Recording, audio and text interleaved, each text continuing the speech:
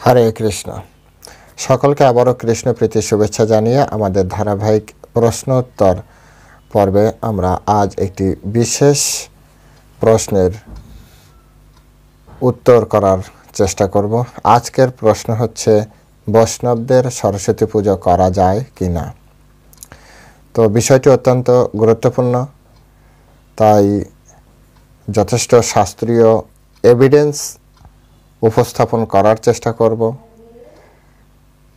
আমি ঠিক হ্যাঁ বা না বলা দুটোই ঠিক হবে না, তাই শাস্ত্র কি বলেছে সে বিষয়ে আমরা দেখব। শ্রীমদ্ ভাগবত গীতায় আমাদেরকে এই নির্দেশ দিয়েছেন, তস্মাৎ শাস্ত্রম পরমানান্তে কার্য অকার্য ব্যবস্থিত।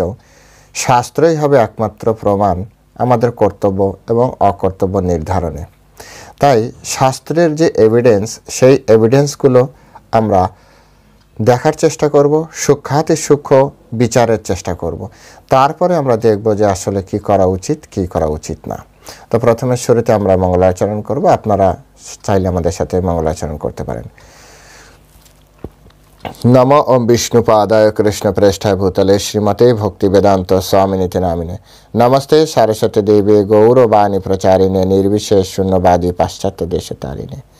বাঞ্ছা কল্পতরুর্ভশ্চ কৃপা সিন্ধুভ্যেব চ পতিতানাং পাবনেভ্যো বৈষ্ণবেভ্যো নমো নমঃ। জয় অনন্ত কোটি বৈষ্ণববৃন্দ কি জয়, শিলা প্রভুপাদ কি জয়, নিতাই গৌর সীতানাথ প্রীতি প্রেমানন্দে হরি বল। হরে কৃষ্ণ। হরে কৃষ্ণ। তো আজকের আলোচ্য বিষয় বা বৈষ্ণবদের সরস্বতী পূজা করা যায় কি যায় না। আসলে বৈষ্ণব চতুর্বর্ণের বাইরে যে চারটা বর্ণ আছে, ব্রাহ্মণ, ক্ষত্রিয়, বৈশ্য, শূদ্র, এর থেকে ঊর্ধ্বে যে যিনি বিষ্ণু মন্ত্রে দীক্ষিত হন গুরু পরম্পরায় সৎ গুরুদেবের কাছে, তিনি হচ্ছেন বৈষ্ণব। তো এখন বৈষ্ণব সে সাক্ষাৎ পরমেশ্বর ভগবান শ্রীকৃষ্ণের বা বিষ্ণুর উপাসনা করেন, এ কারণে তিনি অন্য দেবদেবতার পূজা করবেন কিনা করবেন, তো এটা প্রথমে আমরা পরমেশ্বর ভগবান শ্রীকৃষ্ণের কাছ থেকেই আমরা শুনতে পারি। শ্রীকৃষ্ণ সপ্তম অধ্যায়ের 20 নম্বর শ্লোকে বলেছে, কামৈ তৈতৈরিত জ্ঞানা প্রপদ্যন্ত অন্য দেবতা তম তম নিয়ম আস্থায় প্রকৃত নিয়তা স্বয়া। অর্থাৎ জড় কামনা বাসনার দ্বারা যাদের জ্ঞান অপহৃত হয়েছে, তারাই স্বীয় স্বভাব অনুসারে বিশেষ নিয়ম পালন করে দেবতাদের উপাসনা করেন। তো এখান থেকে একটি বিষয় স্পষ্ট, যাদের জ্ঞান অপহৃত হয়েছে, যারা অলরেডি জ্ঞানহীন অবস্থায় আছে, অপহৃত মানে অপহরণের পরের, অপহরণ থেকে অপহৃত। অপহরণ মানে কোনো কিছু নিয়ে যাওয়া, অপহৃত মানে নেই। ধরুন আমার কাছে 10 টাকা ছিল, 10 টাকা অপহৃত মানে 10 টাকা নেই।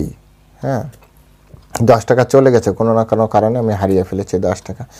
তো কামই তৈতই ঋত জ্ঞানা, ঋত জ্ঞানা, ঋত মানে হচ্ছে শূন্য, ঋত হচ্ছে অপহৃত। এখানে অপহৃত হয়েছে কোনো না কোনো কারো কিসের দ্বারা, কামনা বাসনার দ্বারা। যাদের জ্ঞান হারিয়ে গিয়েছে তারাই শুধুমাত্র দেবদেবতার উপাসনা করবেন। কারণ দেবদেবতার উপাসনার মাধ্যমে কি হয়, আমাদের কাম্য বস্তু, আমরা এই জগতে চলার জন্য যা দরকার সেগুলি আমরা প্রাপ্তি করতে পারি। এটি হচ্ছে পরমেশ্বর ভগবান শ্রীকৃষ্ণের একটি নির্দেশ। সুতরাং এখান থেকে আমরা প্রথমে বুঝতে পারি যে যা জড় কামনা বাসনা চাই, যাদের চাই আছে, চাই শব্দ আছে, কিন্তু ভক্তির যে সূত্র বলা যেতে পারে বা অনন্য ভক্তি কাকে বলে, সেটা সম্পর্কে রূপ গোস্বামী কি বললেন, অন্য অভিলাষিতা শূন্যম জ্ঞান কর্ম তনাবৃতাম আনুকূল্যন কৃষ্ণ অনুশীলনম ভক্তির উত্তমা। অন্য যে কোনো ধরনের অভিলাষ শূন্য হয়ে, কোনো ধরনের অভিলাষ থাকলে তিনি কিন্তু শুদ্ধ ভক্তি কৃষ্ণে করছেন না। অভিলাষ শূন্য, অন্য অভিলাষিতা শূন্যম। তো দেবদেবতার কাছে যাচ্ছে মানে কি, তার অভিলাষ আছে, পরিষ্কার কথা। অভিলাষ আছে মানে শুদ্ধা কৃষ্ণ ভক্তি এখানে হচ্ছে না। তো এটি একটি যুক্তি যে আসলে সে শুদ্ধ কৃষ্ণ ভক্তি করছে কি না করছে।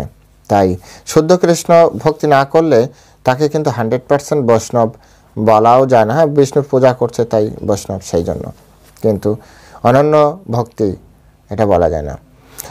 পরবর্তীতে এই যারা দেবতার পূজা করে তাদেরকে বলছেন সপ্তম অধ্যায়ের 23 নম্বর শ্লোকে, বলছে অন্তবত্ত ফলম তেষম তদ ভবতে অল্প মেধসম দেবন দেবজ জানতি মদভক্তা জানতি মামপি। অন্তবত্ত ফলম তেষম, এই যে অল্প বুদ্ধি সম্পন্ন, অল্প মেধসম মানে হচ্ছে অল্প মেধাবী, অল্প বুদ্ধি সম্পন্ন, অর্থাৎ অল্প বুদ্ধি সম্পন্ন ব্যক্তিদের আরাধনা লব্ধ সেই ফল অস্থায়ী, অন্তবৎ, অল্প অস্থায়ী, ক্ষণস্থায়ী, যাই বলেন, অন্তবৎ। তো দেবতাদের উপাসনা যারা করে তাদেরকে অল্প মেধাবী বলা হচ্ছে। কিন্তু আমরা প্রায় শুনে থাকি যে এইজন কৃষ্ণ ভজে সে বড় চতুর।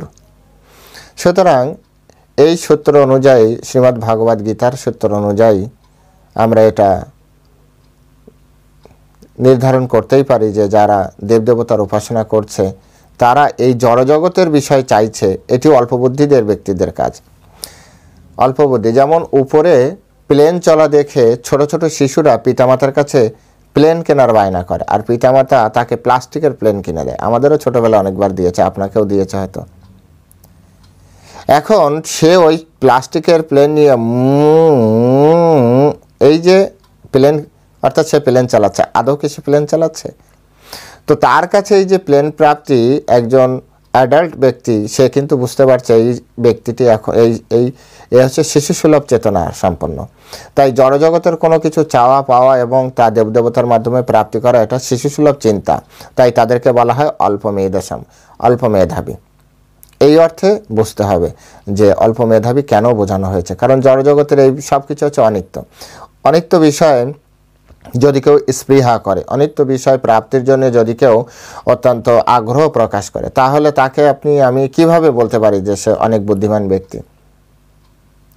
সে কারণে পরমেশ্বর ভগবান শ্রীকৃষ্ণ এখানে অল্প মেধাবী বললেন। এটি একটি পয়েন্ট। এখন বাকিটা তো মানুষ নিজেই চিন্তা করবে যে আসলে সে এটা পূজাটা করবে কি না। এরপরে বলা হচ্ছে দেবদেবতার সব থেকে বড় প্রবলেম কোথায় হচ্ছে। দেবদেবতার যদি পূজা করে তাহলে তাকে কি হচ্ছে যে তেতম ভুক্তা স্বর্গলোকম বিশালাম ক্ষীণে পুণ্যে মর্তলোকে বিশন্তি। অর্থাৎ পুণ্য শেষ হয়ে গেলে প্রথমে তারা স্বর্গলোকে যায় এবং সেখানে পুণ্য শেষ হয়ে গেলে তারা আবার ক্ষীণে পুণ্যে মর্তলোকে বিশন্তি, অর্থাৎ মর্তলোকে ফিরে আসে। তাই দেবদেবতার পূজা করার সব থেকে বড় কি বলা যায় যে বড় বাধা হচ্ছে, দেখুন কৃষ্ণের পূজা করেন আর দেবদেবতার পূজা করেন, অবশ্য সব জায়গায় আপনাকে তপস্যা কিন্তু করতে হচ্ছে। তপস্যা না করে আপনি কিন্তু কোনো জায়গায় থাকতে পারছেন না, এটা তো নিশ্চিত যে তপস্যা না করে আপনার কোনো কিছুই প্রাপ্তি হবে না। সুতরাং এক্ষেত্রে এটা আমরা যদি এটা বিচার করি তো বিচার করা উচিত যে আপনি এক ধরনের তপস্যা করে তারপরে আপনি কি করলেন, স্বর্গলোকে গেলেন এবং সেখান থেকে ফিরে আসলেন। আবার সেই সময় একটু কঠিন তপস্যা করলে আপনি পরমেশ্বর ভগবানের ধাম যেতে পারবেন। এবং মজার বিষয়, একবার সেখানে গেলে আর আপনাকে ফিরে আসতে হবে না। তাই এটাও বিচার্য যে আসলে দেবদেবতার উপাসনা করার ফলে আমাদের কি হচ্ছে। ফাইনালি যে বিষয়টা শ্রীমদ্ ভগবত গীতায় বলা হচ্ছে যে আমরা এই যে তপস্যা করছি, বিষ্ণুর উপাসনা করছি, কৃষ্ণের উপাসনা করছি, ভগবত গীতায় ভগবান দুই জায়গায় এরকম কথা বলছেন জানতি দেবব্রতা দেবান পিতৃন জানতি পিতৃব্রতা ভূতানি জানতি ভূতে জানতি মজ্জাজিন ওপিমাম। জানতি দেবব্রতা দেবান, অর্থাৎ দেবতাদের যারা পূজা করে তারা দেবলোকে যায়, পিতৃদেবের যারা উপাসনা করে পিতৃলোক, ভূত প্রেতের উপাসনা করলে ভূতলোক, আর জানতি মজ্জাজিন, যারা মজ্জাজি আমার যারা উপাসনা করে পূজা করে, ওপিমাম আমার কাছে ফিরে আসে। এটি হচ্ছে নবম অধ্যায় 25 নম্বর শ্লোকে বলেছে। আরেক জায়গায় ভগবান অর্থাৎ আমি আপনাদেরকে দেখানোর চেষ্টা করছি,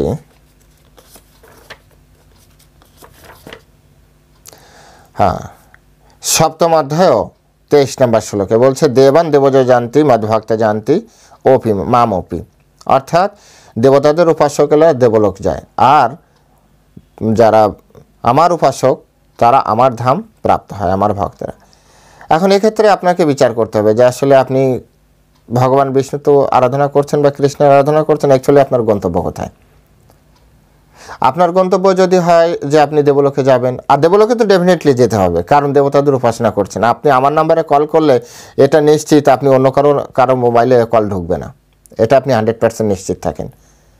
তো ঠিক তেমনি আপনি যখনই যে কোনো কারণবশত আপনি যখন দেবতাদের উপাসনা করছেন, মানে আপনি দেবলোকে দিকে যাত্রা শুরু করেছেন। আর আপনি যখন দু নৌকায় পা দিচ্ছেন, অ্যাকচুয়ালি উপর থেকে বুঝতে পারবেন না যে আপনার ডেস্টিনি কোথায় হওয়া উচিত।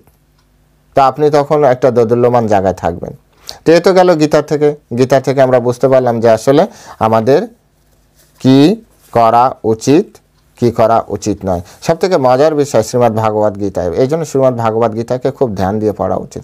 শ্রীমদ্ ভাগবত গীতায় বলেছে, যেসম অন্তগতম পাপম জননম পুণ্যকর্মণাম তে দ্বন্দ্বমোহর বিনির্মুক্ত ভজন্তে মাম দৃঢ়ব্রতা। অর্থাৎ যে সমস্ত পুণ্যবান ব্যক্তির পাপ সম্পূর্ণরূপে দূরীভূত হয়েছে এবং যারা দ্বন্দ্ব মোহ থেকে মুক্ত হয়েছে তারা দৃঢ় নিষ্ঠার সাথে আমার ভজনা করেন। অর্থাৎ কৃষ্ণের ভজনা, বিষ্ণুর ভজনা সেই করে যারা প্রথম শর্ত সমস্ত পাপ থেকে মুক্ত হয়, 2 নম্বর শর্ত পাপ থেকে মুক্ত হওয়ার পরে তাদের ভিতরে কি হয়, দ্বন্দ্ব আর মোহ থেকে তারা মুক্ত হয়ে যায়। তো আমরা কৃষ্ণের চরণেও প্রণাম করছি, আবার দেবতার চরণেও প্রণাম করছি, এর মানে আমাদের ভিতরে দ্বন্দ্ব আছে না। বাবা সরস্বতীকে রাগিয়ে লাভ নেই, আমার ছেলে মেয়ে লেখাপড়া হবে না, তার মানে দ্বন্দ্ব আছে, আমাদের ভিতরে দ্বন্দ্ব ভাব আছে। ভগবান তো নিজেই বলেছেন যে ভগবানের যদি আমরা পূজা করি তাহলে ভগবান আমাদেরকে সব কিছু প্রদান করবেন, সব কিছু, হ্যাঁ, সব কিছু তিনি আমাদেরকে দিবেন। সুতরাং আমাদের আর কি দরকার আছে যে আমাদের অন্য কারো কাছে যাওয়ার? হ্যাঁ, এখানে এই বিষয়টি আমাদের বুঝতে হবে যে আসলে আমরা অন্য কারো কাছে যাচ্ছি মানে আমাদের ভিতরে দ্বন্দ্ব ভাব আছে। এটা গেল ভগবদ গীতা। আরও কয়েকটি উদাহরণের মাধ্যমে আমরা বিষয়টি দেখার চেষ্টা করব। সেটি হচ্ছে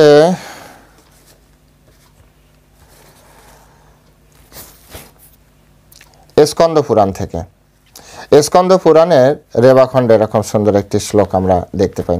সেখানে বলা হচ্ছে, সংকল্পঞ্চ তথা দানম পিতৃদেবার্চনাদিকম বিষ্ণু মন্ত্র উপদিষ্ট চেত ন কুরিয়াত কুশধারণম। সংকল্পঞ্চ তথা দানম পিতৃদেবার্চনাদিকম বিষ্ণু মন্ত্র উপদিষ্ট চেত ন কুরিয়াত কুশধারণম। যদি মানব বিষ্ণু মন্ত্র উপদিষ্ট হন, বিষ্ণু মন্ত্রে উপদিষ্ট মানে বিষ্ণু মন্ত্রে দীক্ষিত হন, তাহা হইলে তিনি সংকল্প, দান, পিতৃদেবার্চনা আদি, পিতৃ এবং দেবার্চনা অর্থাৎ কোনো দেবদেবতার অর্চনা করবে না, কুশ ধারণ করিবে না। হ্যাঁ, এখন এখানে বিশেষ দ্রষ্টব্য দেওয়া হয়েছে যে দেবার্চনাদি পদে গণেশ আদি সকল দেবতা, সকল যত দেবদেবতা আছে তাদের কারোরই আর পূজা অর্চনা করবে না। কারা? শুধুমাত্র বৈষ্ণবদের জন্য কিন্তু আজকের এই ভিডিও। সাধারণ যারা বিষ্ণু মন্ত্রে এখনও দীক্ষিত হয়নি, দুটি জিনিস লক্ষ্য করতে হবে। এক, গুরু পরম্পরায়, এক তো চৈতন্য মহাপ্রভুর ধারা হওয়া সব থেকে বেস্ট, তারপর হচ্ছে গুরু পরম্পরায় সদ্গুরুদেব। এই কোয়ালিটি যদি থাকে, চৈতন্য মহাপ্রভুর ধারায়, গুরু পরম্পরায়, সদ্গুরুদেবের কাছ থেকে বিষ্ণু মন্ত্রে যারা দীক্ষিত হয়েছেন তাদের জন্য আজকের ভিডিও। তো যারা বিষ্ণু মন্ত্র উপদিষ্ট তাদের জন্য করিবেন না, এটা দেবার্চনাদি কোষ ধারণ করিবেন না। এখানে স্কন্দ পুরাণে এই কথাটি বলা হয়েছে। আমরা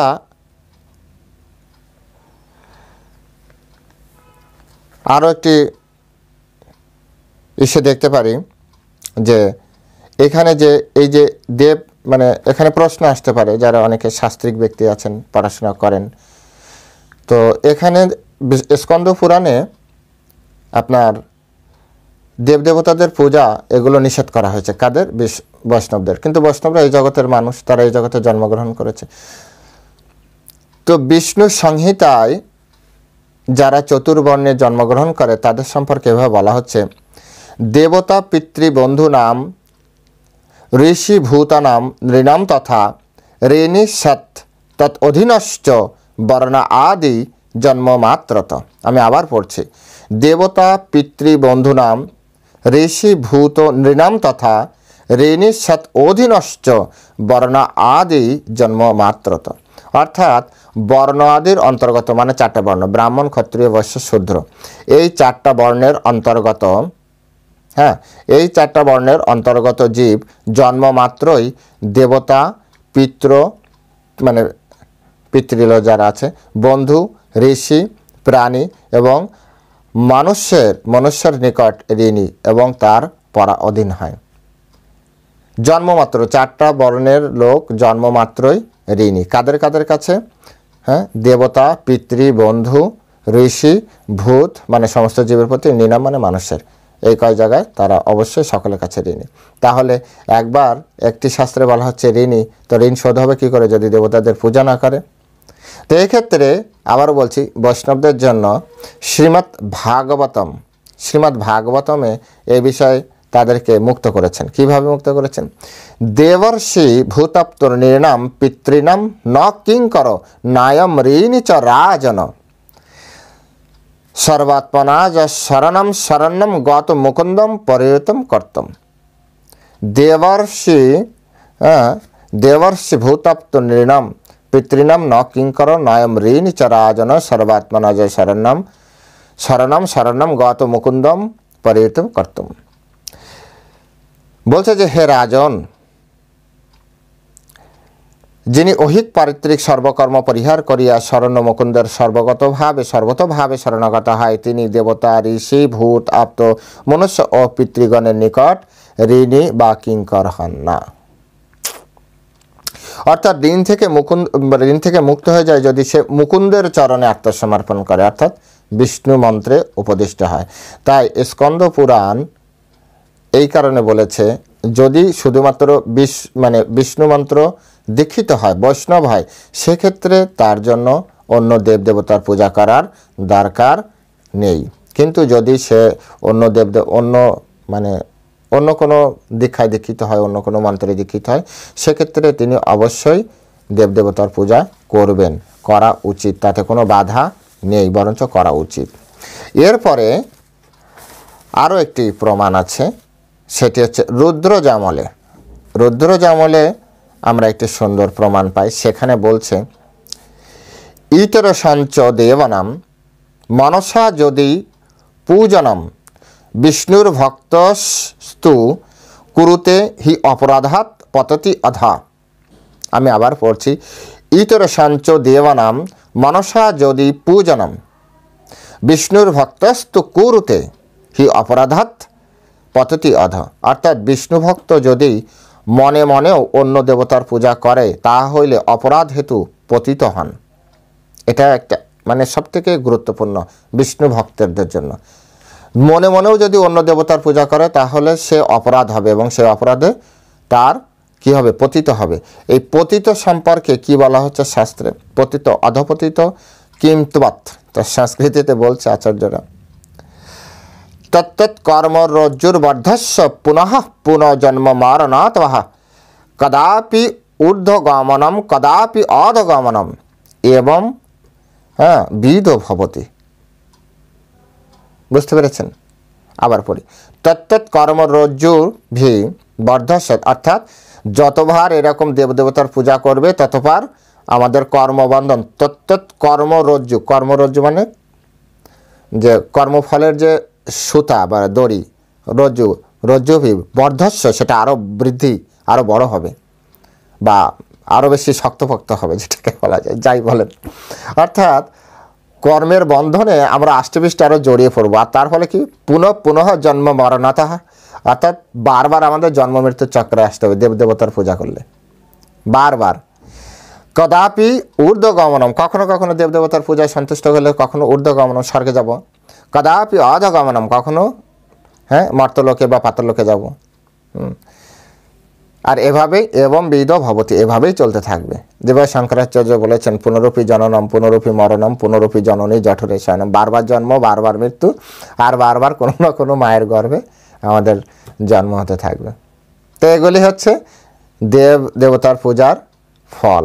তাই সেই জন্য বিষ্ণু মন্ত্রে এখানে বলা হচ্ছে যে বিষ্ণুর ভক্তস্ত কুরুতে হি অপরাধাৎ পততি অধ। বিষ্ণুর ভক্ত যদি করে তাহলে তার অত্যন্ত বড় অপরাধ হচ্ছে, অত্যন্ত বড় অপরাধ হচ্ছে। তাই কোনোভাবেই যারা বিষ্ণু মন্ত্রে দীক্ষিত হয়েছে তাদের উচিতই, বাকিটা আপনারা বলেন আপনাদের। এরপরে পদ্মপুরাণে আমরা আরেকটি এরকম পাই, বৈষ্ণবস্য ন সংকল্প ন দানম ন চ কামনা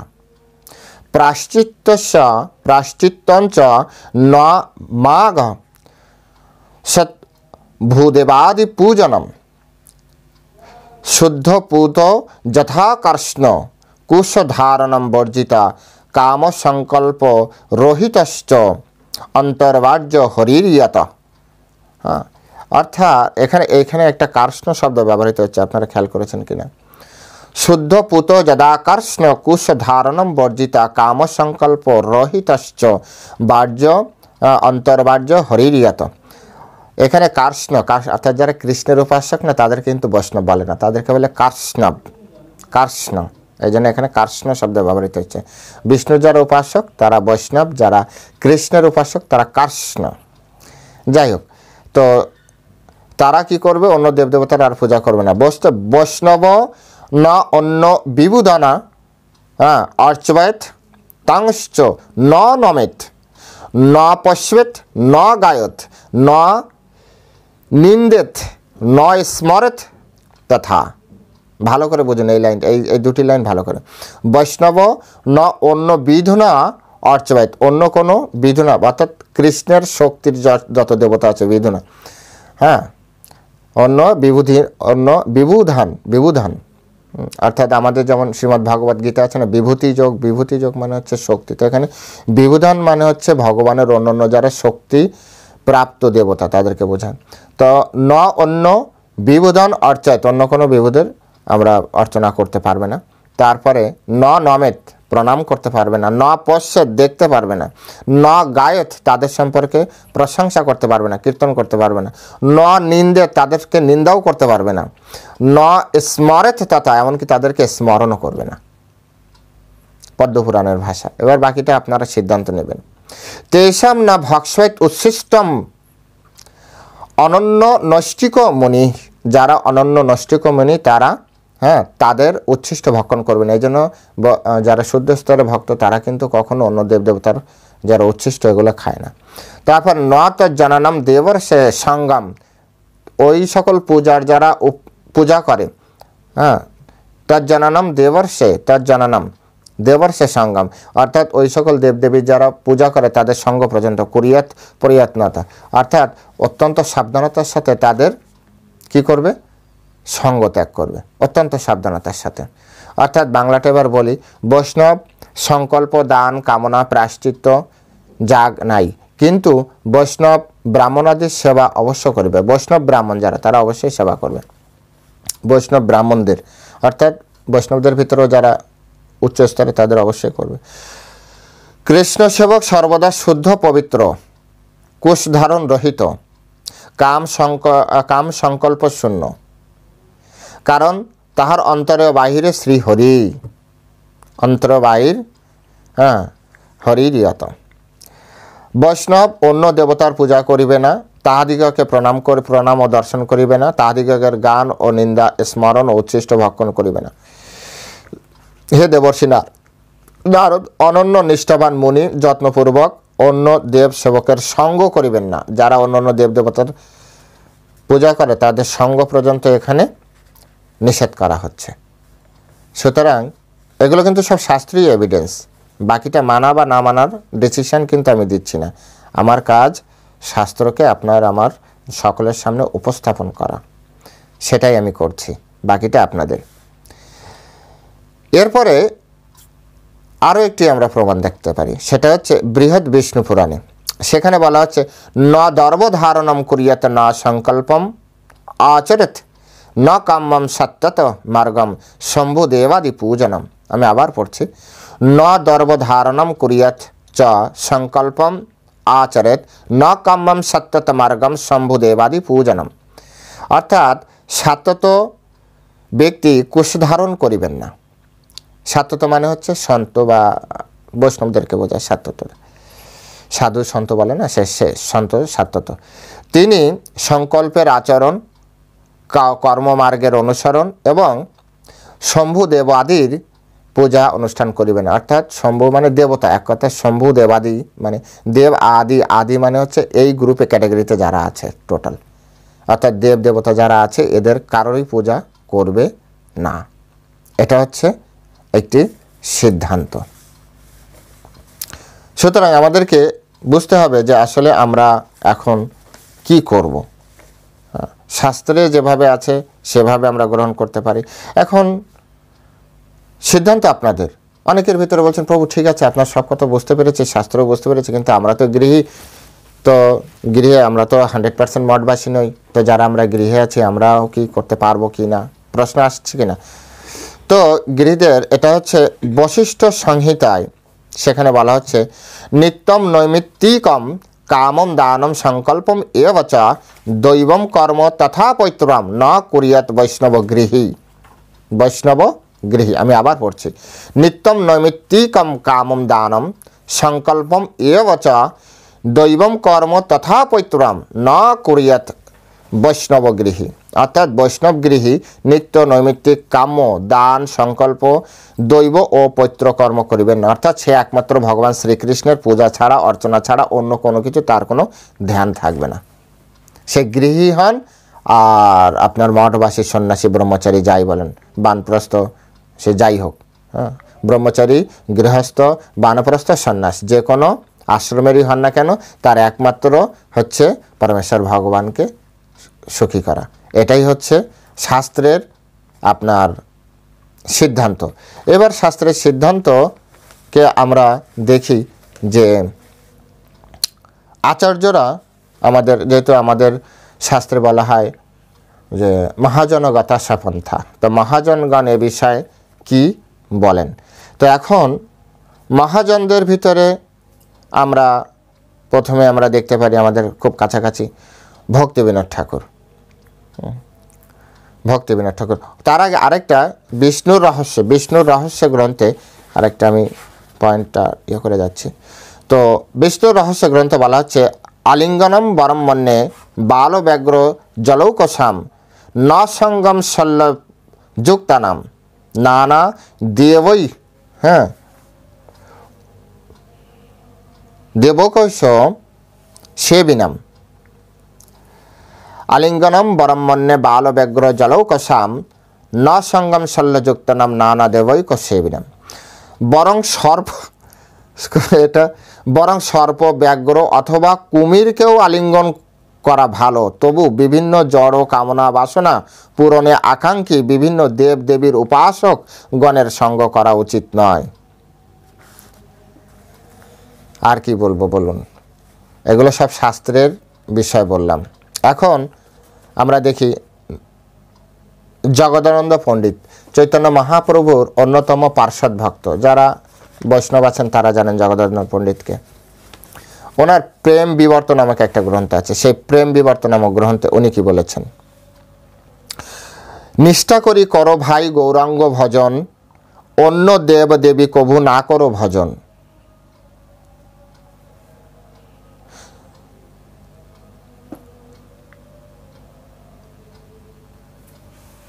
বুঝতে পেরেছেন তাহলে? নিষ্ঠা করি করো ভাই গৌরাঙ্গ ভজন, অন্য দেব দেবী কবিও না করো ভজন। অন্য দেব এখানে অর্থাৎ কি বলে জগদানন্দ পণ্ডিত স্পষ্ট করে এই সিদ্ধান্ত দিয়ে দিচ্ছে। আর জগদানন্দ পণ্ডিতের যে প্রেম বিবর্ত গ্রন্থ, এটি ভক্তি সিদ্ধান্ত সরস্বতী ঠাকুর প্রভুপাদ তিনি বলেছেন এটা হচ্ছে সিদ্ধান্ত শিরোমণি গ্রন্থ। আমরা সমস্ত শাস্ত্র পড়ে যে সিদ্ধান্তে পৌঁছাই না, সেই সিদ্ধান্ত শিরোমণি হচ্ছে প্রেম বিবর্ত বৈষ্ণবদের জন্য। অন্যান্যদের জন্য তো যারা সমস্ত শাস্ত্র অধ্যয়ন করে বা এখনো তাদের জন্য নির্ণয় সিন্ধু হচ্ছে মানে হচ্ছে সিদ্ধান্ত শিরোমণি গ্রন্থ, নির্ণয় সিন্ধু, হ্যাঁ, নির্ণয় সিন্ধু।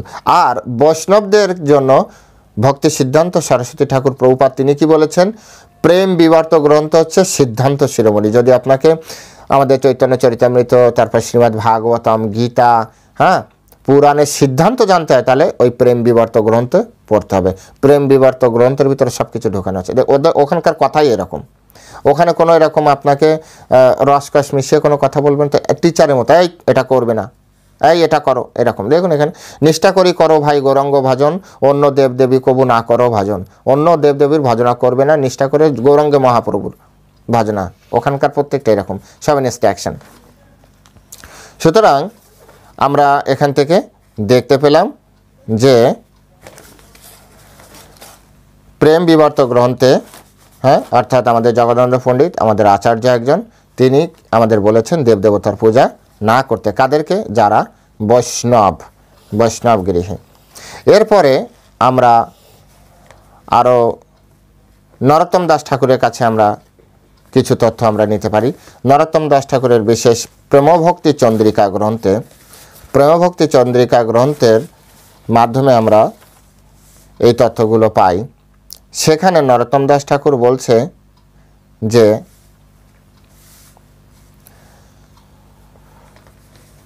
অন্য দেবাশ্রয় নাই, তোমারে কহিনু ভাই, এই ভক্তির পরম কারণ। অন্য দেবদেবতার আশ্রয় নাই। এই হচ্ছে, হ্যাঁ, যিনি রাধা কৃষ্ণ প্রাণমর যুগল কিশোর, এই গ্রন্থ এই গান তিনি দিয়েছেন, সেই নরোত্তম দাস ঠাকুর আমাদের। এবং আমাদের শ্রীমদ্ ভাগবত গীতায়, হ্যাঁ, সেই গীতার ভিতরে কিন্তু নরোত্তম দাস ঠাকুর আমাদের পরম্পরা আচার্য রূপে রয়েছেন। মেবি 26 নম্বর আপনারা দেখতে পারেন যে আমাদের যে 32 জন লিস্ট হয়েছে তার ভিতরে নরোত্তম দাস ঠাকুরকে রাখা হয়েছে। সুতরাং নরোত্তম দাস ঠাকুরকে যদি আমরা রাখি এবং তার কথা আমাদেরকে মানতে হবে, তা না হলে রেখে কী লাভ? তিনি বলেছেন অন্য দেবাশ্রয় নেই, অন্য কোনো দেবাশ্রয় আমাদের নেই। কাদের? যারা এই লাইনে আছে তাদের। তো আমাদের আচার্যের আশ্রয় নেই, আমাদের হঠাৎ করে আশ্রয় আসলে কী করে? যেখানে আমার পিতার জমি নেই সেখানে আমার হঠাৎ করে জমি, তার মানে আমি বাইরে থেকে কিনেছি, তার মানে এক্সট্রা কিছু করেছি, যেটাকে গুরু পরম্পরাচ্ছিন্ন বলা হয়। উনি আরও এক জায়গায় এরকম বলছেন, অন্য অভিলাষ ছাড়ি জ্ঞানকর্ম পরিহারী, কায় মনে করিব ভজন, সাধু সঙ্গে কৃষ্ণ সেবা, না পুজিব দেবী দেবা, এই ভক্তির পরম কারণ। নরোত্তম দাস ঠাকুর। আচার্যকে আমরা কি ফেলে দিব নাকি? আচার্যের কথার বাইরে আমরা যাব নাকি? বলছে সাধু সঙ্গে কৃষ্ণ সেবা, না পুজিব দেবী দেবা, কোনো দেব দেবতাদের আমরা, হ্যাঁ, কোনো কারো পূজা করবে না। এই ভক্তির পরম কারণ, এটি হচ্ছে কৃষ্ণ ভক্তির পরম কারণ, যেটাকে ভক্তি বলা হয়, শুদ্ধ কৃষ্ণ ভক্তি। তারপর তিনি আরও এক জায়গায় বলেছেন, যোগী নেশি কর্মী জ্ঞানী, অন্য দেব পূজক ধ্যানী, ইহলোকে দূরে পরিহারী। তাদেরকে দূরে রাখো ভাই, দূরে পরিহারী। যোগী, ন্যাসী মানে সন্ন্যাসী, যারা আপনার আছে না মায়াবাদী সন্ন্যাসী। এখানে যেহেতু নরোত্তম দাস ঠাকুর বলেছেন, কারণ সন্ন্যাসী তো আমাদেরও রয়েছে, তাহলে এখানে ত্রিদণ্ডী নয়, একদণ্ডী, এবং যারা মায়াবাদী, কৃষ্ণকে স্বীকার করে না, এই শ্রেণীর ব্যক্তিকেই তিনি এখানে বুঝিয়েছেন ন্যাসী বলতে। তারপরে কর্মী, জ্ঞানী, অর্থাৎ খালি এই করব সেই করব এটা করব সেটা করব। জ্ঞানী, জ্ঞানের প্রচণ্ড বাহার নিয়ে বসবে অথচ মূল তত্ত্বকে ঢাকা দিয়ে চলে যাবে, এই ধরনের জ্ঞানী। অর্থাৎ সত্যকে প্রকাশ করে না, সত্যর সাথে যারা ডুপ্লিসিটি করে। হ্যাঁ, তো অন্য দেব পূজক ধ্যানী, অন্য দেব দেবতা যারা পূজা করে। তারপরে ধ্যানী, ধ্যান মার্গে রয়েছে ব্রহ্ম, অর্থাৎ ব্রহ্মের উপাসনা করে, এই শ্রেণীর ব্যক্তি। ইহলোকে দূরে পরিহারী, তাদেরকে দূরে রাখতে বলেছে। তাদের সঙ্গ বৈষ্ণবদের তারা করবে না, যখনই সে বুঝতে পারবে করবে না। ঋষিকে গোবিন্দ সেবা, না পুজিব দেবী দেবা, আরেক জায়গা বলেছে। এই তো অনন্য ভক্তির কথা, এটাই হচ্ছে অনন্য ভক্তি কথা। অর্থাৎ না পুজিব দেবী দেবা, কোনো দেবী কোনো দেবতাকে পূজা করবে না। আরেক জায়গায় বলেছেন, অন্নব্রত অন্নদান, নাহি করো বস্তু জ্ঞান, অন্য সেব, হ্যাঁ, অন্য দেব পূজা। অর্থাৎ এগুলো মানে অন্য দেব দেবতার পূজা তিনি বারবার করে এই জিনিসটা তিনি অ্যাভয়েড করে যাচ্ছেন। সুতরাং আপনারা বুঝতে পারছেন ভক্তিবিনোদ ঠাকুরের একটা কথা এখানে না বললেই নয়। ভক্তিবিনোদ ঠাকুর বলেছে, অগ্নিতে পুরী বা পাঞ্জরতে বদ্ধ হই, তবু কৃষ্ণ বহির্মুখ সঙ্গ নাহিলই, বরং সর্পব্যাঘ্র কুম্ভ্রে আলিঙ্গন, অন্য সেবী সঙ্গ নাহি করি কদাচন। এটা হচ্ছে ভক্তিবিনোদ ঠাকুরের। অর্থাৎ ভক্তিবিনোদ ঠাকুর আমাদের গুরু পরম্পরা রয়েছে। তো সমস্ত আচার্যদের বিষয় আমরা জানলাম জগদানন্দ পণ্ডিতের একটা মিসিং যাচ্ছিল। জগদানন্দ পণ্ডিত তিনি প্রেম বিবর্ত গ্রন্থে, এটা প্রেম বিবর্ত গ্রন্থে তিনি এক জায়গায় বলছেন এভাবে যে কুটি নাটি ছাড়ো মন করহ সরল, গোরা ভজা লোক রক্ষা একত্রে নিষ্ফল, হয় গোরা ভজ নয় লোক ভজ ভাই, এক পাত্রে দুই কবু না রহে এক ঠাই। আর কত সরল উত্তর চান। জগদানন্দ পণ্ডিত কি বলছেন? কুটি নাটি ছাড়ো মন করহ সরল, মন সরল করুন। হ্যাঁ, কুটি মানে খারাপটা, কুটি মানে হচ্ছে মানে কুচিন্তা জাতীয়, হ্যাঁ, নাটি নেগেটিভিটি, এগুলো ছেড়ে দাও। গোরা ভজা লোক রক্ষা একত্রে নিষ্ফল, আপনি গৌরাঙ্গের ভজনা করবেন বা কৃষ্ণ বিষ্ণুর ভজনা করবেন, আর সাথে সাথে আপনি লোক রক্ষার জন্য, না এটা না করলে আমার স্ট্যাটাস থাকবে না, এটা না করলে মানুষে কী ভাববে, দেবতারা কী ভাববে, অমুকে কী ভাববে, তমুকে কী ভাববে, অর্থাৎ আপনি লোক রক্ষা করছেন, স্ট্যাটাস রক্ষা করছেন। তো জগদানন্দ পণ্ডিত বলেছেন যে হয় গোরা ভজ নয় লোক ভজ ভাই, দুটোর একটা বেছে নাও। এক পাত্রে দুই কবু না রহে এক ঠাই, এক পাত্রের ভিতরে, এই পাত্র, হ্যাঁ মন, এক পাত্রে দুই কখনো একসাথে থাকতে পারবে না, যে কোনো একটা বেছে নাও, যে কোনো একটা। এগুলি হচ্ছে আচার্যদের বাণী, আচার্যদের বাণী। এখন এই বিষয় একটি যুক্তি আমাদের আসে, বৈষ্ণবরা দিয়ে থাকেন, হ্যাঁ, তো সে বিষয়টা আজকে শুনলাম, সে বিষয়টা আমাদের একটু আমি জাস্ট রিসার্চের রিপোর্ট আপনাদের সামনে তুলে ধরছি, আর কিছুই না। তো সেখানে একটি শ্লোক আমাদের বৈষ্ণবরা বলে, হ্যাঁ এখানে আমাদের শ্রীমদ্ ভাগবতমে আছে সরস্বতীর কথা। এখন আপনি বলছেন, দেখুন আমি আমার কোনো কথা বলিনি, যা যা আছে শাস্ত্রে সেগুলি আমি আপনাদের সামনে তুলে ধরেছি, সিদ্ধান্তও আমি দিচ্ছি না, সিদ্ধান্ত আপনারা গ্রহণ করুন। শ্রীমদ্ ভাগবতমের যে উদাহরণ দিয়ে বৈষ্ণবরা দিচ্ছেন, তারা যে সেই শ্লোকটি হচ্ছে নারায়ণম নমস্কৃত্য নরং চৈব নরোত্তমম দেবীম সরস্বতী ব্যাসম ততো জয় মদিরায়। এই শ্লোকটি বলা হচ্ছে, এবং এই শ্লোকের মাধ্যমে বলা হচ্ছে যে এখানে তো এই যে সরস্বতীর কথা বলা হচ্ছে, এই দেখুন দেবীম সরস্বতী, তো ভাগবতমে দেবী সরস্বতীর কথা আছে, আর আমি দেবী সরস্বতীর পূজা করতে গেলে এত কি অসুবিধা আপনার? আমার কোনো অসুবিধা নেই, কিন্তু এই সরস্বতী যে কোন সরস্বতী সেটি হচ্ছে আমাদের বোঝার একটু বিষয় আছে। আসলে সংস্কৃতে আমারও জ্ঞান খুব কম, খুবই কম, নেই বরাবর, কিন্তু এইটি পড়তে যে, সংস্কৃত বিষয় পড়তে যে, পড়াশোনা করতে যে আমি এইটুকু শিখেছি যে সংস্কৃত শ্লোক, একটা শ্লোকের উপরে কখনো আমাদের আসে না। সংস্কৃতির শ্লোক বোঝার জন্য ভাব অর্থ, শ্লোক অর্থ এবং শব্দ অর্থ, তিনটি বিষয় আমাদের দক্ষতা হওয়া চাই। আর এই তিনটি বিষয় দক্ষতা শুধু সেই হতে পারে যার উপরে গুরু কৃপা রয়েছে এবং কৃষ্ণের কৃপা রয়েছে, তা না হলে আমাদের আচার্যরা যেভাবে বলেছেন সেইভাবে আমাদের গ্রহণ করা উচিত। তো ভাব অর্থ কি? ভাব মানে আগের এবং পরের শ্লোকগুলিকে বিচার করতে হবে, বিচার করে ওই শ্লোকের মনোভাব আমাদেরকে বোঝার চেষ্টা করতে হবে। শব্দ কি? একই সংস্কৃত শব্দের একাধিক যার যার ভাষায় শব্দ অর্থ থাকে সংস্কৃত শব্দের। এখন ওইখানে কোন শব্দটা ব্যবহার করলে অ্যাপ্রোপ্রিয়েট হবে এবং আগের এবং পরের বিষয়গুলিকে, অর্থাৎ মূল ভাবকে রক্ষা করবে, সেটি আমাদেরকে দেখতে হবে। প্রথমে যে যুক্তি সেটি হচ্ছে, এখানে বলা হচ্ছে দেবীম সরস্বতী ব্যাসম, অর্থাৎ সরস্বতী দেবীর কথা বলা হচ্ছে শ্রীমদ্ ভাগবতমে। আমি তো দেখিনি বা কারো কাছে শুনিনি, আপনারা কেউ দেখে থাকলে আমাকে জানাবেন, বা মোবাইল নাম্বার দেওয়া থাকছে, হোয়াটসঅ্যাপে আছে ওই মোবাইল নাম্বারে, আমিও পড়ে নেব, ভুলটা ঠিক হয়ে যাবে যতটুকু আছে, জাস্ট আমি জেনে গেলাম। কমেন্ট সেকশন খোলা আছে।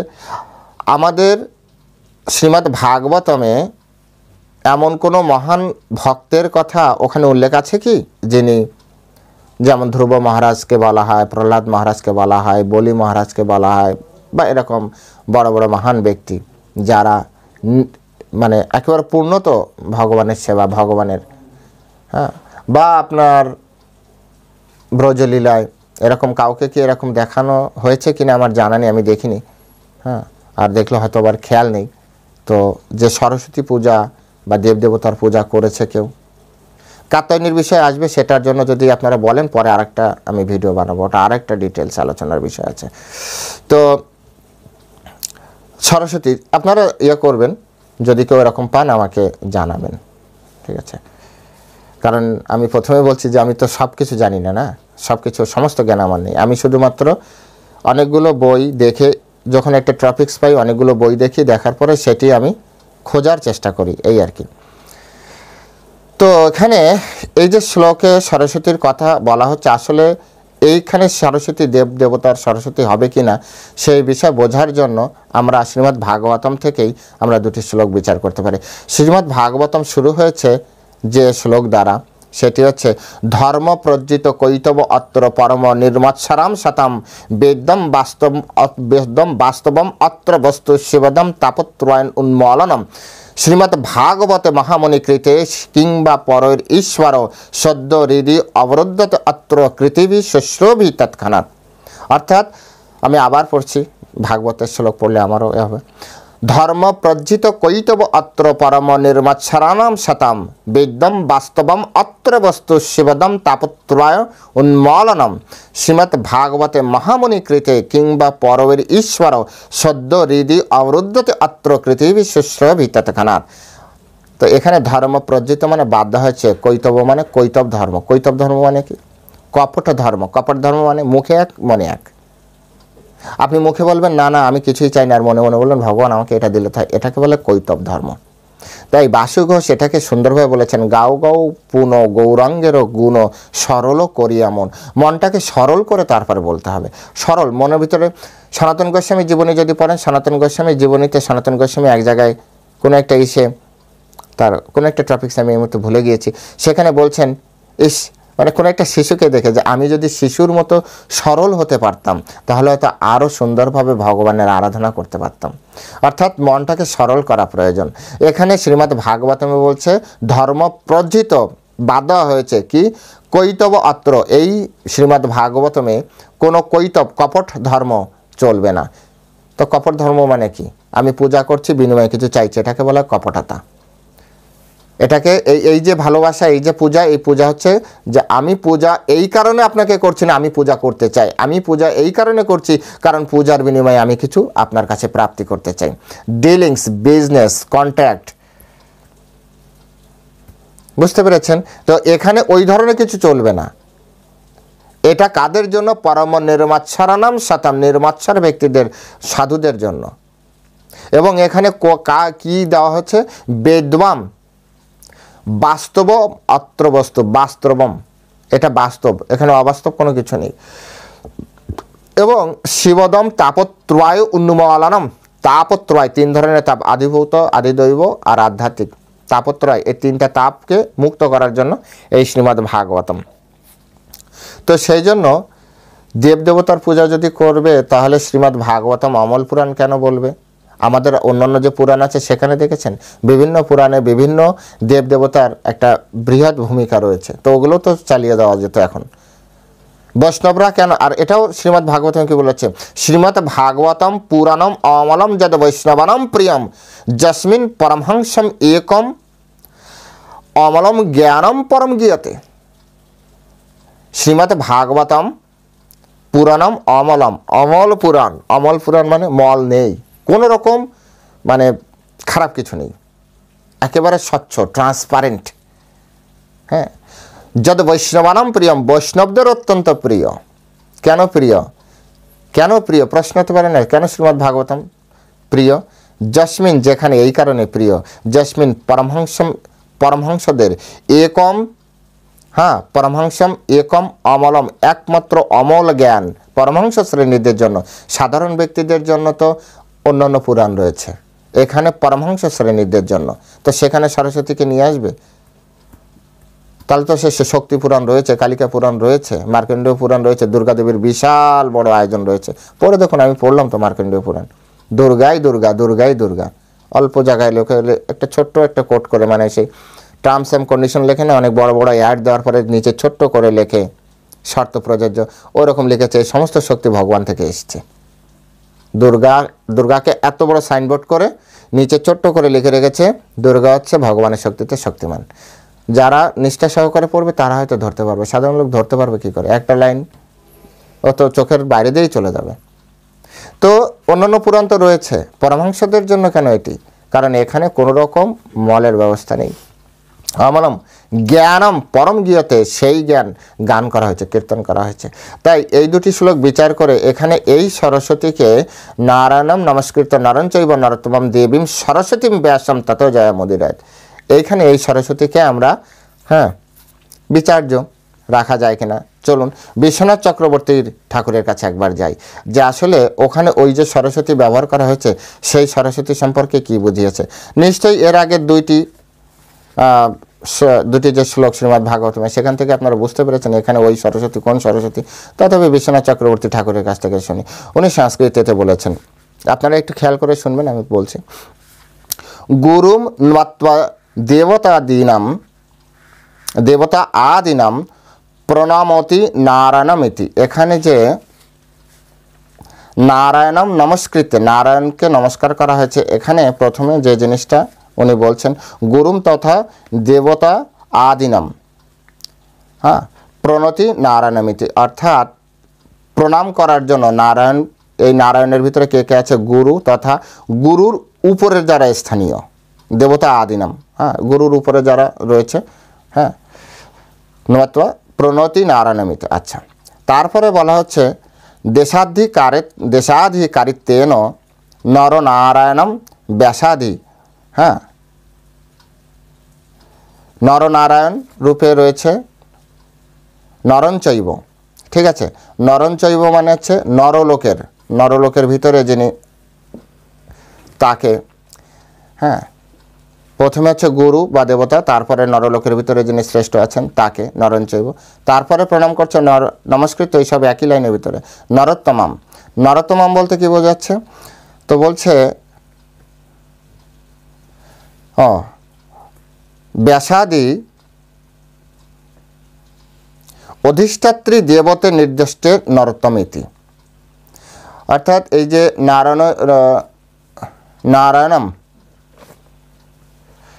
নারায়ণম নমস্কৃত নরঞ্চৈব নরোত্তমম, তো নরোত্তমম নরদের ভিতরে শ্রেষ্ঠ যিনি, ভালো করে বুঝতে হবে সংস্কৃত তো নরদের ভিতরে যিনি শ্রেষ্ঠ তিনি হচ্ছেন নরোত্তম, অর্থাৎ এই জগতে যার কাছ থেকে আমরা দীক্ষা নিই বা যার কাছ থেকে আমরা শিক্ষা গ্রহণ করি, অধিষ্ঠাত্রী দেবতে নির্দিষ্ট করা হয়েছে, যে যার কাছ থেকে আমি শিখছি তাকে বলা হচ্ছে, তাকেও নমস্কার করা হচ্ছে।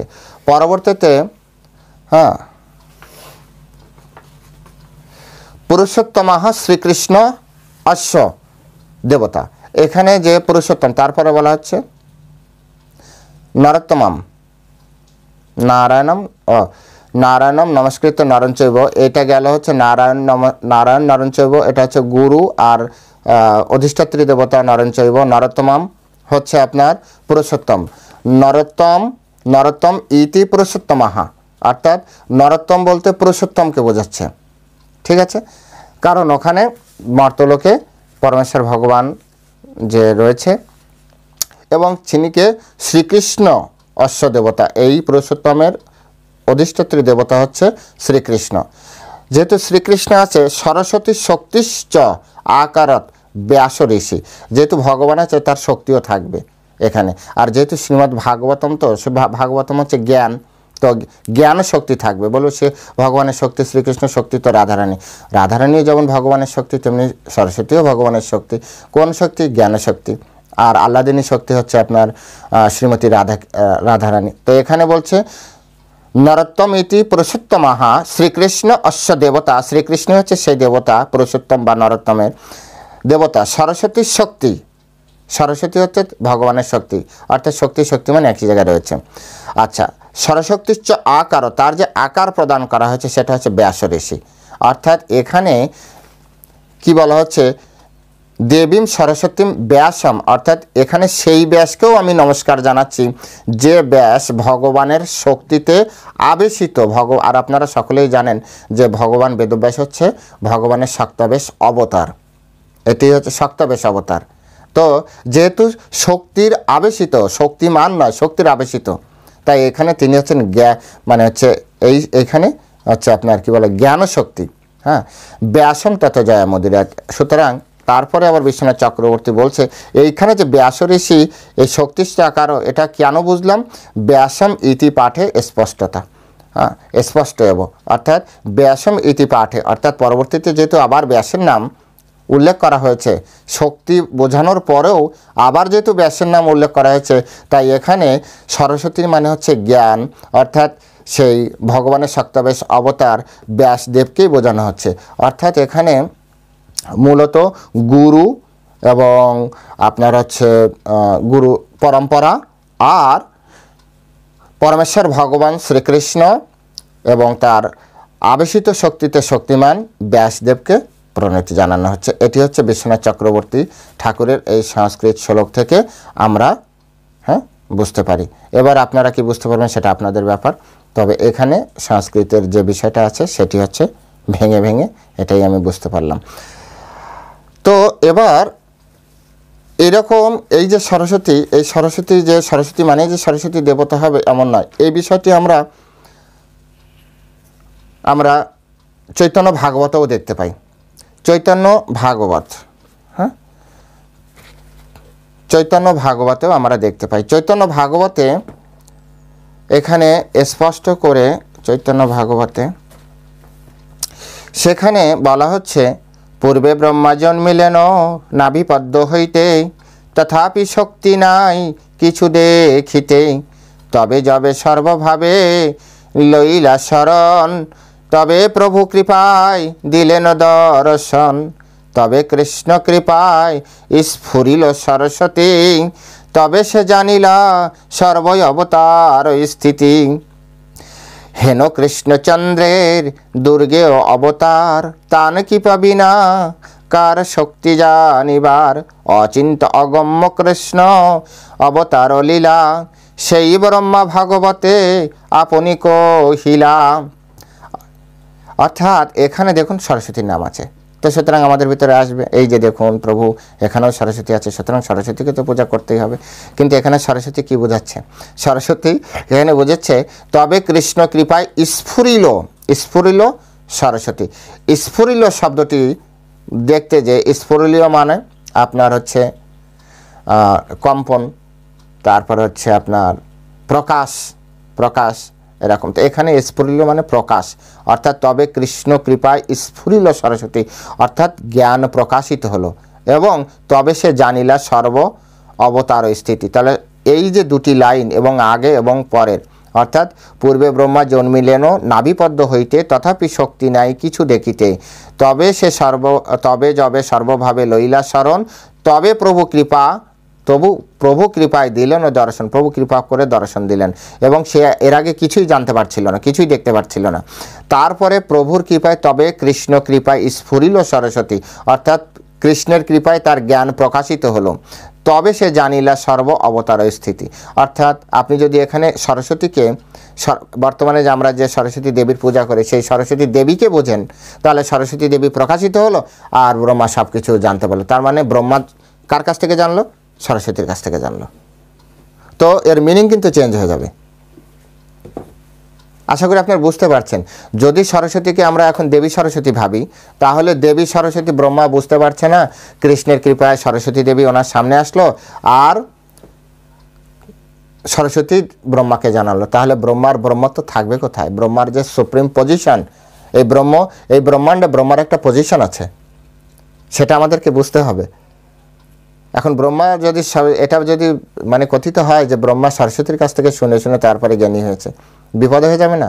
তো এখানে স্ফুরিল মানে হচ্ছে কৃষ্ণের কৃপায় তার জ্ঞান প্রকাশিত হয়েছে। এবার আসেন যে আসলে এটা কি সত্যি জ্ঞান? তো সেটা এটি শ্রীমদ্ ভাগবতমের দ্বিতীয় স্কন্ধের 4th অধ্যায়ের 22 নম্বর শ্লোকে এখানে বলা হচ্ছে, এখানে প্রচোদিতা যেন পুরা সরস্বতী, এখানেও আছে সরস্বতীর নাম এসছে, সরস্বতী বিতন্নতা অজস্র সতীম স্মৃতি হৃদি সলক্ষণা প্রাদুর্ভবত ক্লাশত সমে ঋষি নাম ঋষভ প্রসিদ্ধতম। যিনি সৃষ্টির প্রারম্ভে ব্রহ্মার হৃদয়ে সৃষ্টি ও তার নিজের সম্বন্ধে পূর্ণ জ্ঞান প্রদান করে অনুপ্রাণিত করেছিলেন, এবং সেই বেদ রূপা সরস্বতী স্পষ্ট করে লেখা আছে। দেখবেন যাদের কাছে এই যে চৈতন্য ভাগবত আছে, পৃষ্ঠা নাম্বার 13, মানে দ্বিতীয় অধ্যায় দেখবেন, হ্যাঁ, আদিখণ্ডের দ্বিতীয় অধ্যায়, সেখানে আছে এটা। তো এখানে আছে বেদ রূপা সরস্বতী ব্রহ্মার মুখ থেকে প্রকাশিত হলে, অর্থাৎ সরস্বতী প্রকাশ না, বেদ রূপা। এখানে যারা আপনারা রূপক শব্দ আছে, রূপক কবিতা হয়। আগে যারা কবিতা লিখতেন না, বিশেষ রবীন্দ্রনাথ, তারপরে এরা বা তার আগে অনেক শব্দ রূপক অর্থে ব্যবহৃত হতেন, অর্থাৎ শব্দের মূল অর্থ ওটি নয়। যেমন আমরা পড়েছিলাম সোনার তরী, হ্যাঁ, তো রূপক এগুলো হচ্ছে রূপক শব্দ। তো এখানে সরস্বতী মূলত হচ্ছে বেদ রূপা সরস্বতী, অর্থাৎ সরস্বতীকে একটা সেটা হচ্ছে বেদ, সেটি হচ্ছে বেদ। এখন আসেন এই বিষয়টা আমরা আরেকটু বিশ্বনাথ চক্রবর্তী ঠাকুরের কাছ থেকে শুনি। বিশ্বনাথ চক্রবর্তী ঠাকুর এই শ্লোকেরই বলছে সরস্বতী কতম্ভূতা। সরস্বতীকে এখানে যে সরস্বতীর কথা বলা হয়েছে, সরস্বতীকে বলছে স্বাম কৃষ্ণস্য লক্ষ্ময়তি উপাসতেন দর্শয়তি ইতি সা। হ্যাঁ, বলছে স্বাম কৃষ্ণম লক্ষ্যতি, কৃষ্ণকে লক্ষ্য করে, উপাস্যতেন দর্শয়তি, উপাসনা করার পথ দেখিয়ে দেয়, ইতি সা, অর্থাৎ এই যেমন তস্যা, আগে যারা এই দলিটলি লিখতেন এইসব শব্দ ব্যবহার করতেন, তস্যা মানে তার, তো এখানে সা মানে সে, অর্থাৎ এখানে যে সরস্বতী, সেই সরস্বতী অর্থাৎ সেই কি বলে দর্শয়তি, যা সেই জ্ঞানকে দেখায়, হ্যাঁ, যে জ্ঞান কৃষ্ণের দিকে লক্ষ্য করা, অর্থাৎ বেদ। অর্থাৎ এখানে যেমন বেদ রূপা সরস্বতী, তো বেদ কাকে লক্ষ্য করছে? হ্যাঁ, শ্রীমদ্ ভাগবতম থেকে আমরা কি জানতে পারি, শ্রীমদ্ ভাগবত গীতা থেকে আমরা কি জানতে পারি, বেদ কাকে লক্ষ্য করছে? এখানে স্পষ্ট করে বলা হচ্ছে বেদস্য সর্বম অহম এব বেদ বেদান্ত কৃত বেদবিদ এব চাহম, অর্থাৎ সব কিছুই হচ্ছে ভগবান। হ্যাঁ, বেদস্য সর্বম অহম এব বেদ বেদান্ত কৃত বেদবিদ, অর্থাৎ বেদের জ্ঞাতব্য বিষয় হচ্ছে পরমেশ্বর ভগবান। তো সরস্বতীর জ্ঞাতব্য, সরস্বতী কাকে লক্ষ্য করাচ্ছে? কৃষ্ণকে লক্ষ্য করাচ্ছে। এখানে সরস্বতী মানে বেদ জ্ঞানকে বোঝানো হচ্ছে। সুতরাং এটা আপনারাই বুঝে নিন। আমার জ্ঞান সীমিত, আগেই ক্ষমা চেয়ে নিই সব কাজে, যে আমার জ্ঞান সীমিত, যতটুকু আমি বুঝি পড়ে এবং আচার্যদের টিকার মাধ্যমে যতটুকু বুঝি ততটুকু। সুতরাং এখান থেকে এটা কোনোভাবেই প্রমাণিত হয় না যে আপনার কি বলে যে ওই সরস্বতী পূজা মানে সরস্বতী বলতে আপনার ওখানে যে সরস্বতী ব্যবহৃত হয়েছে সেই সরস্বতী বলতে আমরা যে সরস্বতী পূজা করি সেই সরস্বতীকে বোঝা। আরেকটি জিনিস আসে অনেকের ভিতরে, এটি যে আমরা জড়জগতে আছি, জড় জ্ঞান যেটা স্কুল কলেজে আমাদের সেটিরও তো দরকার আছে, জড়বিদ্যারও দরকার আছে। অ্যাকচুয়ালি প্রকৃত অর্থে আজ একটা জিনিস সত্য জেনে নিন, স্কুল কলেজে আমাদেরকে প্রকৃত শিক্ষা দিচ্ছে না, জ্ঞানে দিচ্ছে না, সেখানে আমাদেরকে লিখতে এবং পড়তে সহযোগিতা করানো হচ্ছে। প্রকৃত জ্ঞান কখনো চেঞ্জ হচ্ছে না, কখনো চেঞ্জ হয়ও না। প্রকৃত জ্ঞান যেহেতু জ্ঞান নিরর্থ সত্য, হ্যাঁ, মানে চেঞ্জেবল ফ্যাক্ট না এগুলো, ঠিক আছে, জ্ঞান ফিক্সড থাকে, ঠিক আছে। তো আমাদের স্কুল কলেজে প্রকৃত ওখানে কোনো জ্ঞান নেই, সেজন্য ওখানে এক্সপেরিমেন্ট করা হচ্ছে, জ্ঞানের এক্সপেরিমেন্ট। কবে ওরা জ্ঞান দেবে সেদিন ওরা জানে, কিন্তু আমাদের বেদ পুরাণ উপনিষদ গীতা ভাগবত রামায়ণ মহাভারত এগুলো হচ্ছে ফিক্সড জ্ঞান। এখান থেকে প্রকৃত মানুষের চরিত্র গঠন হয়, বুঝতে পেরেছেন? তো সেই জন্য প্রকৃত জ্ঞান হচ্ছে আমাদের শাস্ত্রে আছে। প্রকৃত জ্ঞান যদি ওখানে থাকতো তাহলে জ্ঞান এখন তো ঘরে ঘরে জ্ঞানী হয়েছে। আগে তো এত মানুষ পড়াশোনা মনে হয় করতো না, করতো কিনা কি জানি। তো আগে থেকে এখন ঘরে ঘরে পড়াশোনা বেশি, তো ঘরে ঘরে অশান্তি বেশি কেন? সমাজে এত উশৃঙ্খলতা বেশি কেন? নৈরাজ্য বেশি কেন? সমাজের মানুষের ভিতরে এখন সব কিছুতে দেখুন না খারাপ, নেগেটিভিটি কেন বেশি? এর মানে প্রকৃত জ্ঞান নেই, মানুষকে তৈরি করতে পারছে না, ওরা এক্সপেরিমেন্ট চালাচ্ছে। তথাপিও যদি আপনি ধরেই নেন যে ওটা জড়বিদ্যার প্রয়োজন, তো সেখানে ভক্তি বিনোদ ঠাকুর খুব সুন্দরভাবে আমাদের বিশেষ করে বৈষ্ণবদেরকে একটা কথা বলেছেন, জড়বিদ্যা যত মায়ার বৈভব তোমার ভজনে বাধা, মোহজন মায়া অনিত্য সংসারে জীবকে করে গাধা। জড়বিদ্যা যত মায়ার বৈভব তোমার ভজনে বাধা, মোহজন মায়া অনিত্য সংসারে জীবকে করে গাধা। এই জড়জগতে যে জড়বিদ্যা, এটা কি করে? এটা মায়ার বৈভব। দেখুন না, শুধু বিল্ডিং বাড়ছে, কিন্তু বিল্ডিংয়ের ভিতরে কত সুন্দর সুন্দর জিনিস লাগানো হচ্ছে, ঝাড়বাতি লাগানো হচ্ছে, কত সুন্দর ডেকোরেশন, কিন্তু মনের ডেকোরেশন হচ্ছে কি? আমাদের নৈতিক চরিত্রের উন্নতি হচ্ছে কি? হ্যাঁ, আমাদের প্রকৃত ভিতরের, আমাদের অন্তরের যে সেখানে জ্ঞানের আলো বাড়ছে কি? ঘরে তো বড় বড় ঝাড়বাতি লাগছে, ভিতরে আলোকিত হচ্ছে কি? সেটা কি আছে ওখানে?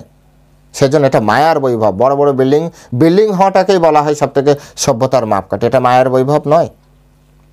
যেখানে মানুষ উচ্ছৃঙ্খল জীবনযাপন করছে, গৃহ বানাচ্ছে, বাস্তুতন্ত্র নেই, কোন কোণে টয়লেট করতে হয়, কোন কোণে ট্রেজারি করতে হয়, কোন কোণে, এসবের কোনো তোয়াক্কা নেই। যা ইচ্ছা তাই করছে, যথাচার করছে, যে মানুষ কি খাবে কি না খাবে যা ইচ্ছা তাই খাচ্ছে। এগুলো মায়ার বৈভব ছাড়া কি? তো বলছে তোমার এগুলো করলে তোমার ভজনে বাধা। জড়বিদ্যা যত মায়ার বৈভব, তোমার ভজনে বাধা। মোহজন মাইয়া, অর্থাৎ তোমাকেও মোহিত করবে, তোমাকেও মোহিত করবে। অনিত্য সংসারে বেঁধে রাখার চেষ্টা করবে। না, ঠিক আছে প্রভু, যারা এই জড়জগতে লেখাপড়া করবে ঠিক আছে, সব কিছু বুঝছে, কিন্তু ওটা না করলে পারবে না, তার মানে মোহিত অবস্থায়। সেই জন্য গীতার জ্ঞান, ভাগবতের জ্ঞান অ্যাজ ইট ইজ নিতে হবে। অর্জুন কি বলেছিল? নষ্ট মহাস্মৃতির লব্ধা তৎ প্রাসাদম মায়াশ্চিত স্থিত অস্মিগত সন্দেহ করিষ্য বচনম তব। নষ্ট মোহ, অর্থাৎ মোহ নষ্ট হয়ে গিয়েছে। নষ্ট মোহ স্মৃতির লব্ধা তৎপ্রসাদম মায়াশ্চিত। কৃষ্ণের কৃপার মাধ্যমে শুধু আমাদের মায়া থেকে আমরা বেরোতে পারি। তাই কৃষ্ণের বই আমাদের পড়তে হবে, কৃষ্ণের শাস্ত্র আমাদের পড়তে হবে, কৃষ্ণের জ্ঞান গ্রহণ করতে হবে। তা না হলে মায়ার বৈভব, অনিত্য মোহজন মায়া অনিত্য সংসারে জীবকে করে গাধা। আমাকে গাধার মতো খাটাচ্ছে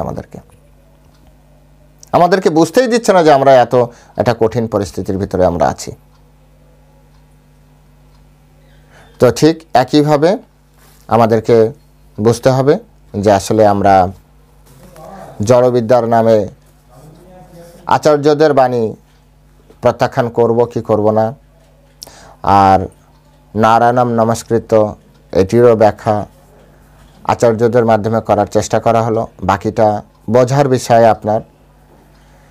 তো সব মিলিয়ে সিদ্ধান্ত আপনারাই নেবেন। আমি আমার সিদ্ধান্ত নিয়ে বসে আছি। যবে থেকে আমি এই পথে এসেছি তবে থেকে আমি না কোনো দেবদেবতার ধারে কাছে আমি নেই, আমি যাই না পার্সোনালি। কারণ আমি যদি যাই, আমি মনে করি আমি হচ্ছি গৌড়ীয় বৈষ্ণবের একজন রিপ্রেজেন্টেটিভ। আমি আমার গুরুদেবের রিপ্রেজেন্টেটিভ। আমার গুরুদেব কখনো দেবতার পূজা অর্চনার, অন্তত দীক্ষার পরে তার ইতিহাসে নেই। তিনি বৈষ্ণব দীক্ষার পরে কখনো কোনো দিন গিয়েছে পূজা করতে বা পূজায় অংশগ্রহণ করেছে, এরকম নেই। দ্বিতীয়ত হচ্ছে নারদমণি, আমাদের আচার্যদের যতজনের লাইফ হিস্ট্রি আমি পড়েছি, তারা কেউ দেবদেবতার পূজা করেনি। আর যতটা পড়েছি আমি দেখেছি যে আমাদের গৌড়ীয় গুরু পরম্পরায় এই পূজা কেউ করেনি। যেহেতু ওনারা করেনি, তাই আমিও কখনোই জানার পরে কোনো দিন, অর্থাৎ দীক্ষার আগে থেকেই যখন থেকে শাস্ত্র অধ্যয়ন করেছি তখন থেকেই যাই না। দীক্ষার পরে তো ধারে কাছেও নেই, একেবারে ধারে কাছে নেই। না কোনো দিন দুর্গাপূজায় দেখতে আমি এইসবের ভিতরে আমি নেই। সরস্বতী পূজাও নেই, কালী পূজাও নেই, কোনো পূজা নেই। তো সেইভাবে আমি আমারটা বলতে পারি, আমার শাস্ত্রের উপরে আমার কনফিডেন্ট, আমার বিশ্বাস। কারণ আমি আমার গুরুদেবের কাছে দায়বদ্ধ।